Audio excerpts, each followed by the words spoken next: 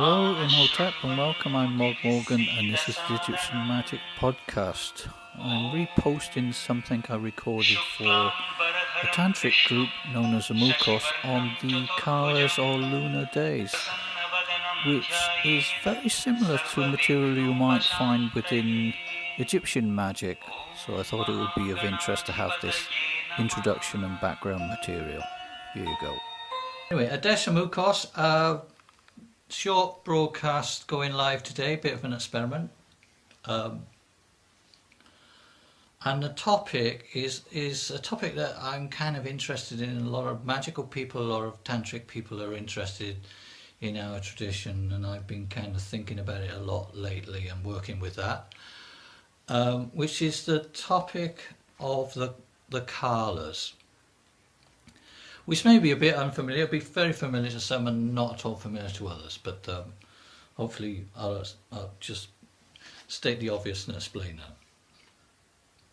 I should say that we're on the eve of eve of the new moon. I guess one of the things that I find works best for me magically over the years, and this is for a long time, is to have some sort of, I suppose I used to call it kind of attunement, but maybe that sounds a bit new age, but it's kind of, which I don't mind, there's nothing wrong with that, but to in a sense, in the pagan sense, to return to the primary state, you have to kind of make yourself attuned or synchronize your life really with the cosmic tides, with things like, hi Charlotte, things like the primarily the kind of ebb and flow of the moon, but I think there's kind of spirals within spirals. You have the ebb and flow of the moon, hi Jade, but within the month, and also the cycle within the year, and a kind of bigger cycle as well. So the Carlas is kind of part of that project really of making yourself closer to the cosmic cycles. I mean, it has its good side, and it's it can be difficult. It can be difficult, sort of, or being because the moon is maybe not all good, if you like, or it has this dark and its light side. And so, the closer you get to these things, you have to kind of, sometimes you learn lessons. Anyway, so that's what I'm talking about. I should say, I wanted to say there's a kind of a dialogue form really for Tantric. The primary way for Tantrics and Hindus really to spread the word, as it were, is through dialogue. And sometimes the texts themselves, if you ever look at any of the kind of complicated texts, are always set out as a kind of a dialogue between, usually Shiva and Shakti, between a kind of couple really. And there's a kind of interlude. There's an interlude between their lovemaking, which seems to go on for kind of ever, but not exactly forever. There are breaks, and in the breaks they talk. The pillow talk of Shiva and Shakti is to talk about philosophy really, and about the meaning of, especially esoteric texts. So the Carlas, the philosophy of the Carlas, or the techniques of the Carlas, I mean, I think they can be for everybody really. I mean, obviously you tend to associate Tantrism with the work of High Diti with couples, High Rosa with couples, but that's not always possible. Obviously a lot of Tantric work is solo, or the sort of individual relationship with the god or goddess and the cycles of the moon. Those are the kind of two primary forms. When I say couples, I would think heterosexual, homosexual, whatever, right? Or any sort of couple that you a partner, someone you're working together with, it is a kind of common way for, I don't know if it's a common way, but it is a way, right, that people do these sort of things.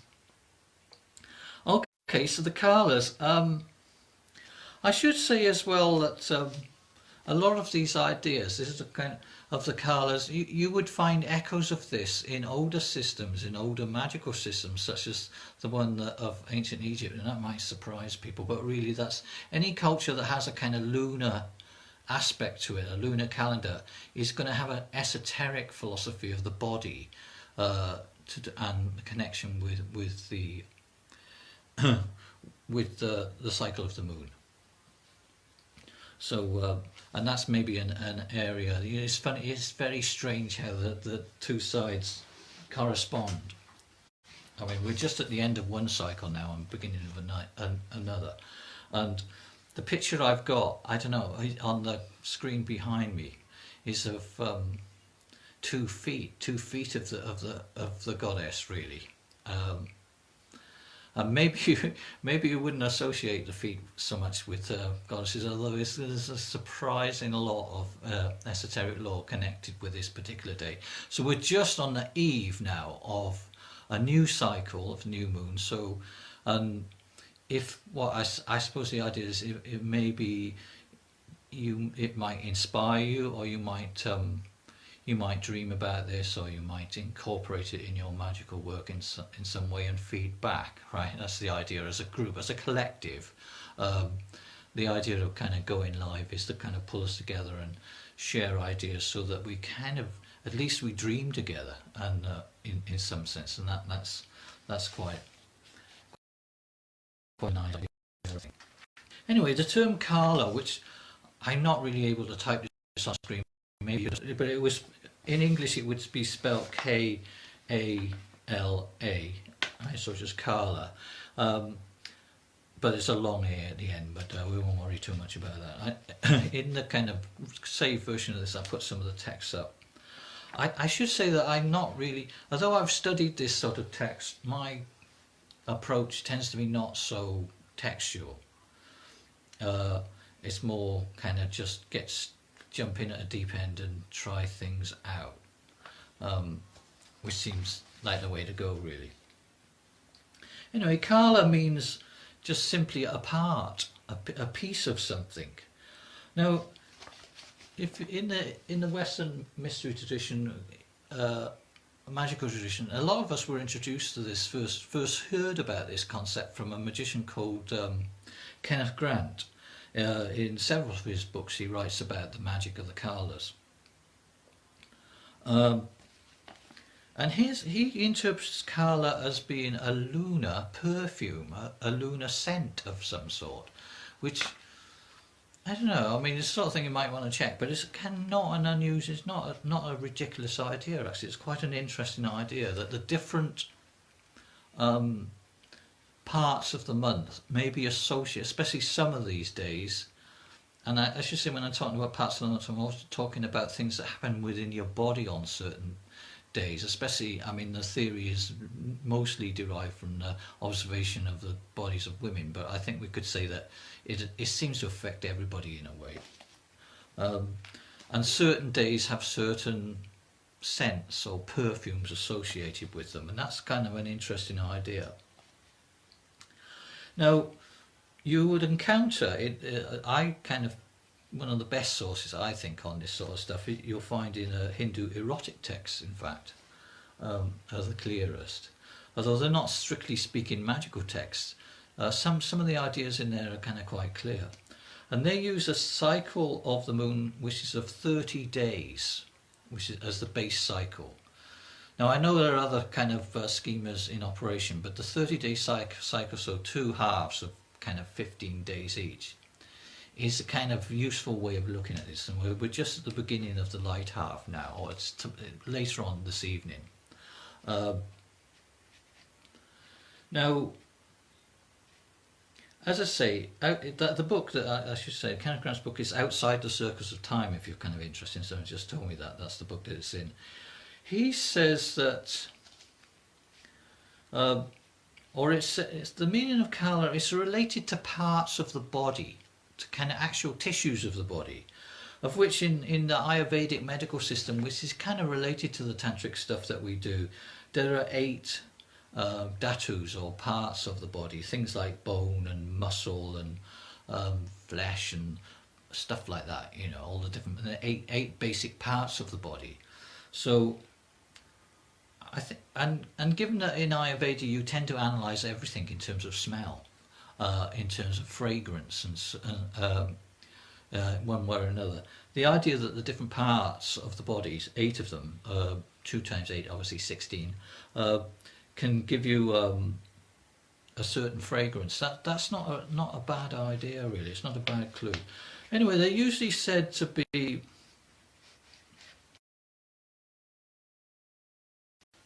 16 Carlas, which is weird because I've just told you that there are 30 days in a lunar month. So half of that, so really there should be 15 Carlas. So this is a source of endless confusion, trying to work out why they say there are 16. And what is, if you're interested in astronomy or real things, you might wonder, what is 16? What's important about the number 16 anyway? You know, you can think of other numbers like, well, I don't know, 10 or 30, the days of the moon, or 365, but why 16? Why is a 16th part of anything? Which is the other meaning of Carla. That's the weird thing. A Carla also means a 16th part, 1/16th part, and that's kind of strange, right, to know that. I mean, I know that lots of people kind of, that maybe that doesn't seem strange. Now, the scholar, I'm not going to do too much academic stuff, David Gordon White, who's kind of quite a big shot scholar that a lot of people relate to. He says, he sums this up as saying that it should be 15. It should be 15, but the Hindus like to round things up to 16, right? That sounds completely arbitrary. And then he says in later texts, they don't just round it up to 16, they round it up to 17 or 18. It's almost like it's all academic. That is theoretical then. Now we're getting into the realm of just pure theory and dogma rather than actual experience of life and of the body. So I was rather struck by that. That's kind of quite a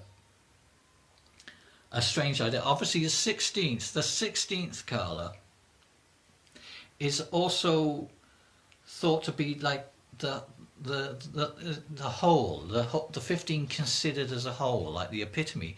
The only real one in a way is the 16th, the whole, the parts of the whole. So that's another meaning. But as I said, I was a bit disappointed by that when I first read it. And I looked up some of his sources. I have got a bit of paper. A very great scholar, not too much scholarship now, right? Called Jan Gonda, who's, I don't know, I guess he's dead now. And he wrote an article on the number 16 and why that's important in Hinduism, not just in Tantrism.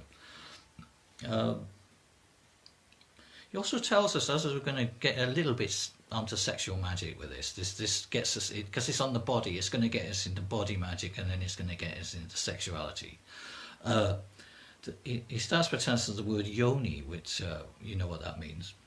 The original meaning of the word yoni is the source, which makes sense, that's very nice. Anyway, he tells us that only one of the whole range of 16 Carlas is real, and that's known as the Amrita Carla, which means the elixir.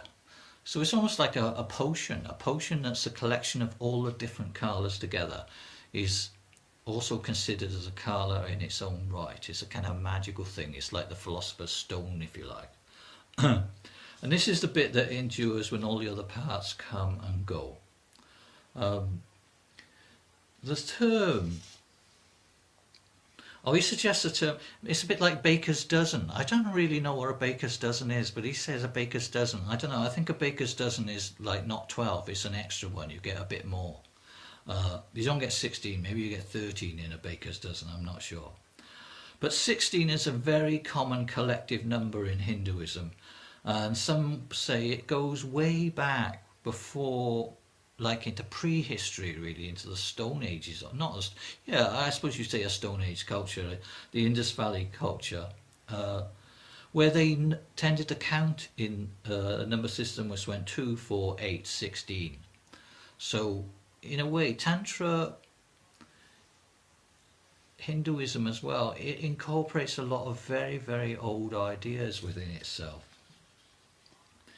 Anyway, it's difficult to prove why they say that, but it's obviously something to do with the lunar sequence, and something, as I said, to do with the 8 bits of the body which are doubled, and something to do with the 4 directions.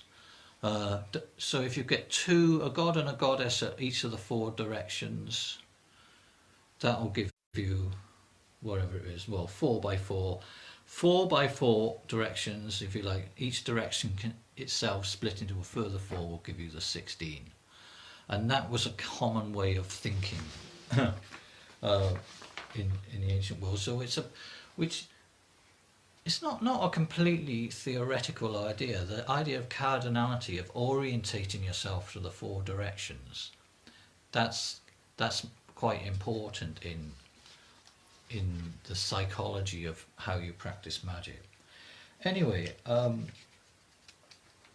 so there are 15 plus 1 Carlas in the bright half, and I should say we could debate what happens in the dark half of the moon, and that can be very troublesome. But as I say, I'm going to focus just on one of these now, right? Because, as I say, just because coincidentally this is the one we're talking about tonight, and if I come back in 2 weeks or whatever, or some point in the future, whatever Carla or cosmic event is happening on that particular day is the one that I'll kind of focus on. So completely, it's not arbitrary. I'll be following the cycle, wasn't I, in some way? So tonight is the eve of the first Carla, and she is known as Kamaspari, who is a goddess. All the goddesses are probably aspects of a great goddess of some sort, perhaps Kali or whatever, certainly in a dark half. So Kamaspari means Lady of Desire. So the first day, the new moon, if you like, the first day of the sequence is sort of ruled over by or the particular Carla that you connect with on this day is Kamaspari. And the particular bit of the body, I'm going to kind of show you something in a minute, will explain why I'm talking about bits of the body, is the feet. Thus on the screen behind me are the feet of Kamaspari, and you can see they're kind of covered in red. Now I don't know if that's blood or if that's just red vermilion or whatever. I mean, it's symbolically. If you think about the feet are quite... I suppose it's kind of weird that the Lady of Desire that is represented as arising first of all in the feet, but that might seem surprising at first, but the more you experiment with these ideas and think about these things, the more it makes sense. It really does. And so come on, see, now some people, I suppose in the sort of practice I do with my partner, it's we kind of tend to kind of make it up or just do it intuitively. We work intuitively, thinking about the ideas and trying, because I think you have to relearn this stuff again, really. Whatever it says in great big books, which are very, very long, in the end you have to kind of rediscover these things for yourself. You have to do the experiments and see if it makes sense or not. And sometimes it does. Well, I'd say it does, right? If you do it on the right day. As I say, I'm not saying this is necessarily the right day. There are other points that you could start the cycle on, right? You could start it, I suppose you could start it at the end, if you were thinking of in terms of your own body, if you're a woman, at the end of menstruation or something. That occurs in some texts. But I think for some reason what works for me is to actually just use the visual moon and the days of the moon. I think that's the easiest to relate to, and you can feel it in the sky and you can relate to it. And having done this a couple of cycles now, it has an effect, right? Once you start even just thinking about it, reading the prayers and thinking about these entities, it starts intruding in your life, especially if you do an invocation or a mantra or whatever. It may not be straight away. It may be in a dream that night or the night after. That if you get good at recording your dreams or recognizing things in your dreams, then you'll see that these symbols start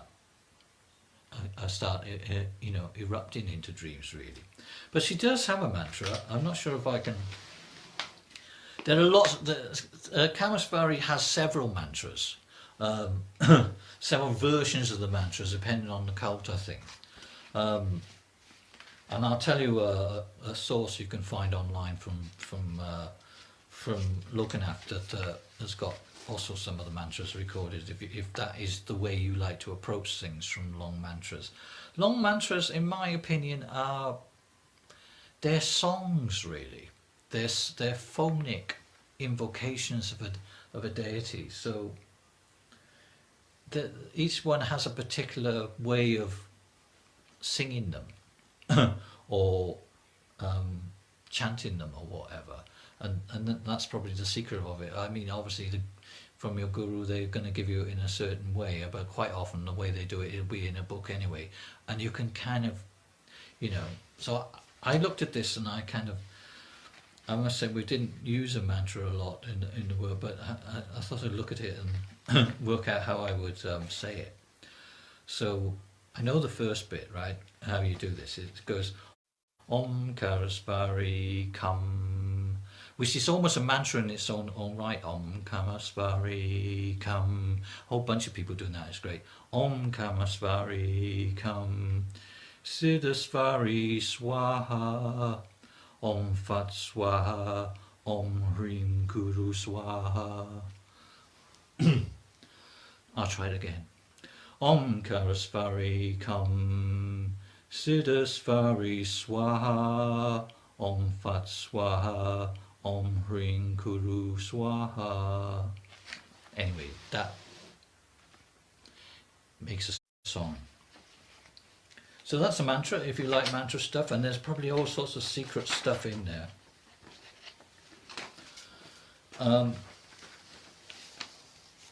So the other picture, I'm going to try and swap pictures now.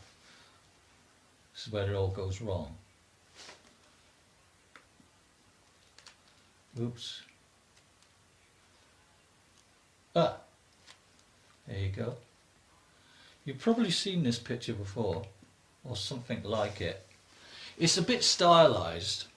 When I kind of record this later, I'll put it up. Obviously, this is. I can't read the caption anyway. This is from an 18th century text, in fact, probably an 18th century erotic text, and often the erotic text, I think you have to combine the esoteric and the erotic text to really get the secret of this. And when you do that, you find there's different versions. Anyway, in my book, Tantra Sadhana, which has got Ganesha on the cover, I think I'm right in saying it's in there. I give the quote of this, right, from the erotic text, and it says, generally speaking, from the full moon day, in fact, the Chandrakala descends by the left side of the woman from the forehead, and it goes through the following places within the body. Each one of these is a Kala, or a perfume, if you like. It goes roughly eyes, cheeks, lips, chin, neck, shoulder, armpit, breast, the side of your body, a hip, the pubic region, the genitals, the knee, the ankle, and the foot. So on the new moon, it's in the foot, which is Kamaspari, the foot, which I showed you earlier. And then it takes, so each day of the full moon, it moves to a different station through the body, and we're only dealing with the feet. Or we're only talking about the feet because there's 15 stations in this one half. But just that, so, but if you follow this cycle, which is takes a certain amount of effort, and you have to tweak it a little bit, then it there's a certain truth to it. There's a definite truth to this stuff, I can tell you. And then obviously in the erotic text it says things like when the Chandrakala is another name for this, a part of the moon, in a woman is in her scalp, her passion can be aroused, right, which is kind of the idea of the erotic text, by gently touching her hair or combing her hair. Um, if it's in her eyes, cheeks and lips, then she can be kissed passionately, or you should kiss passionately. I say some of these things are a little bit kind of male on female, but it doesn't have to be like that. It's not all texts are like that. So check that out in Tantra Magic, or you know, we can talk. We'll gradually, I will, you know, talk more about that as we go along. But we're in the feed. I suppose the thing that Carlas are also fluids, and we're talking about a thing called, in the posh name for it, fluid gnosis. Gnosis that you get, knowledge that you get not from someone speaking like me, although you might be lucky and you might get some, but knowledge that you get from the fluid itself, from the taste, if you like, of a person. And obviously in sexuality and in sexual magic and in sexual gnosis, taste plays a big part. I mean, you can, there's more obvious obviously when you're talking about kissing and sort of more overt sexual things and cunnilingus or whatever. But with the feet as well, I guess you would say, there is a well-known erotic component to the feet. I should say it's got a kind of cosmic element, as above, but the notion as above, so below, that's a very Hindu thing, right? You get that in Ayurveda. I think they maybe had it in Ayurveda before they had it anywhere else, but or certainly at the same time.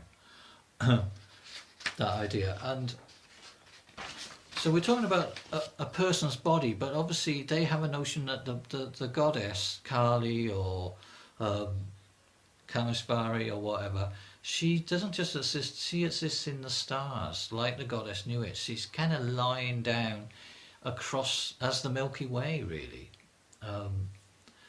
Because the Milky Way, when you look at it, it does look like the body of a woman, like, in a sort of stylized way, lying in the heavens. As I can show you a diagram of that if that's not clear at some point. But I think ancient people kind of could see that.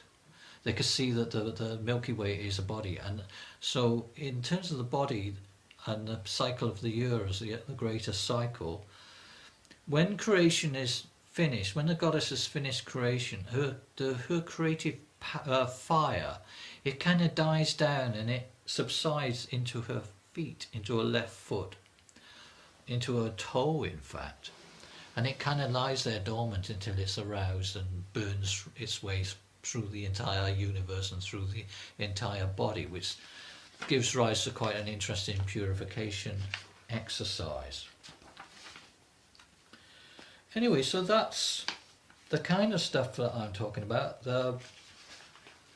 I wanted to say just briefly, there is another book that I've been involved with called the Siddha Quest for Immortality, which is so popular I've even got a copy of it here to show you. And one of the things in that book that's unusual, that we look, it's a scholarly book, but the scholar gave us something that nobody else had published. And now that's gone, everybody else has kind of copied it now. And it's called Unnilingus According to the Tantric Siddhas. And I think I'm right in saying it's probably about, for all your visions of what Tantrism is, this poem is probably the most explicit and the most obvious version of that. I think people will kind of, usually tantric texts are never this direct, right, as they are in this particular poem. This is from the 18th century. It's not a very old poem, but even so, it's incredibly direct. And in the academic book Kiss of the Yogini, he just reproduced this. He didn't even ask really. He kind of thought it was so important, this poem. But you could get it in our version in the Siddha Quest because there's got lots of other poems in there as well. And poetry, the bardic tradition is quite important to the Siddhas, the Tantra really. So it's quite an important way of expressing things. Anyway, I can't possibly read the whole thing because it gets quite explicit, and maybe, you know. Anyway, it'll be, why spoil the fun? But if I give you the first stage, right? Anyway, it's from a treatise called On the Arrow of Lust, which is in a medieval Tamil text. It says, like a cow which licks tenderly its calf, spread out your tongue broad and lick her yoni, lapping up the juices oozing out like a thirsty dog who laps cool water. And like a worshipper who circumambulates the shrine, pass your tongue over her yoni, right around from left to right, moving in ever narrowing circles till you reach the very centre. Okay, so that was, I think, the first stage. Now, obviously that's fun and joyous in its own right. I've got nothing against that. But one of the remarkable things about this poem is that, contrary to what it says in certain tantric texts, it's obviously that the people, the ritual being described is a joyous ritual of men and a man and a woman. It's not just him sort of holding back and kind of using her body and, you know, and then absorbing the juices. They both experience orgasm. They both share sexual fluids at the end of it, and love, and there's a lot of love and joy in the poem, I think you could say. So that's one of the other reasons why that is quite a remarkable view, and it's a view of Tantra that you don't see always in the books. Sometimes they just tell you that it's a little bit sort of male orientated, which, all right, I'm not saying there's some truth in that, but not always. Sometimes other things slip through. Okay, so I've spoken for quite a long time now, longer than I thought. I'll just leave you with some sources. So if you want to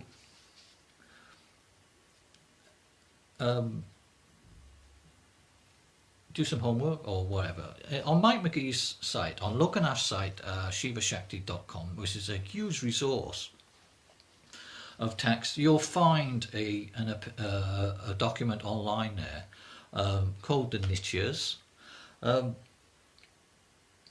which is another name for these eternal goddesses of the lunar days. These names seem to be kind of synonymous with the Carlas. There are lots of different names, just like yoginis and yakshinis. They all seem to be kind of overlap with each other, really. Depending on which source you use. All like the goddess Lalita, the goddess who plays. Anyway, that's Shivashakti.com, and you could just see the first one, which is, and I'll read you that to finish, which is Kamaspari Nitya. And if this is the way you like to do tantric ritual, fine. It isn't necessarily that I have to admit the way that I'm doing it. I tend to sort of be more intuitive and more sensual in approach, but some people, you know, like a little bit more data, a better mantra, and so each one of the Carlas has a particular mandala which you can use. Mandalas you can paint it and lay it flat on the floor, and which is the place that they usually put. And there's a description of the goddess Kamaspari, and there are other places that you might find it as well. So the first Nitya in the cycle, as I say, is called Kamaspari, a name which means Lady of Desire. It then gives her vidya, her knowledge, which is all mantra, if you like. Mantras are kind of the magical voices, really. They're like the channeled sounds of these goddesses that ancient shamans and magicians put through. Some of these words cannot be translated. They're kind of primal utterances. And it gives another version of the mantra there, which is rather good. A bit longer than the one I gave. It gives what's called a jhana, or a meditational image, an image that you can use to meditate on or project onto each other, that says she's red like 10 million suns at dawn, having a crown or a diadem of rubies, wearing a necklace, which is kind of quite a magical thing as well. Special throat ornaments, necklaces, waist chains and rings, and I would have thought not much else really. She's red and has 6 arms and 3 eyes, and wears the crescent moon, so it's kind of like the early new moon really, and is smiling softly, so she's in a kind of good mood. She holds a bow made of sugar cane, right? Yeah. And she has arrows made of flowers, so it's a bit like Cupid. She can kind of shoot you with one of those arrows, and you'll fall in love, and you'll feel the rush of love really. She also has a noose, kind of love captures you, I suppose. A goad, which is a kind of instrument that they use for driving elephants, so love drives you on. And most of all, a nectar-filled cup full of the elixir of immortality. And she's showing a mudra, which is a hand gesture, which means, I can show you, to dispel, no, bestow a boon on someone, a boon, to give them something good. And she has the 5 arrows of desire, the god Kama, in her quiver, and the 5 petals are longing, maddening, kindling, enchanting and wasting, which are 5 further forms of this goddess. And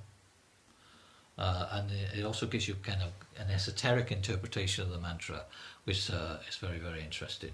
And sort of Kama Devi's goddess within the goddess, if you like. So that's a deeper, that's a kind of semantic view of this tradition. Okay, so I should say as well, perhaps I hope that was useful to you.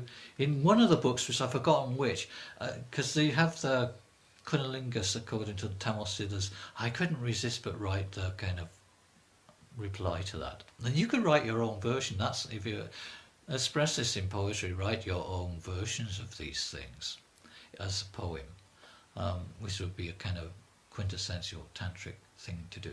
Okay, so thank you all for listening and being very patient, and in 2 weeks' time I shall come back and talk a little bit more about the appropriate Carla for that, which will be close to the full moon then, and other cosmic ties that we might connect with as a group. So Adesham, of course, and happy dreaming.